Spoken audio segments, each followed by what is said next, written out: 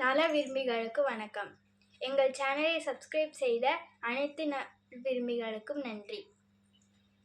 இன்றைக்கு ஒரு சிறு கதை ஒன்று பார்க்க போறோம். ஒரு நாள் ஒரு நரி காட்டுக்குள்ளே சென்றது.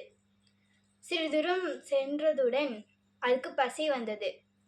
அதனால் அதனுடைய இரையை தேட முடிவு செய்தது. அதே பக்கம் ஒரு சிறு யானை வந்து கொண்டிருந்தது. அந்த யானை நரியை பார்த்ததுடன் பயத்துடன் நின்று கொண்டிருந்தது. திடீரென யோசித்தது. பக்கத்தில் ஒரு உருளை ஒன்று இருந்தது. அதனால் அந்த உருளையை நாம் பயன்படுத்திக் கொள்வோம் என்று நினைத்தது. எப்படி என்றால், அந்த யானை உருளைக்குள்ளே சென்று உட்கார்ந்துவிடும். பலமான காற்று அடித்ததுடன் அந்த உருளை உருண்டுவிடும். அதை யோசித்த யானை அதே போல் உருளைக்குள்ளே சென்று உட்கார்ந்து விட்டது. பலமான காற்று ஒன்று அடித்தது.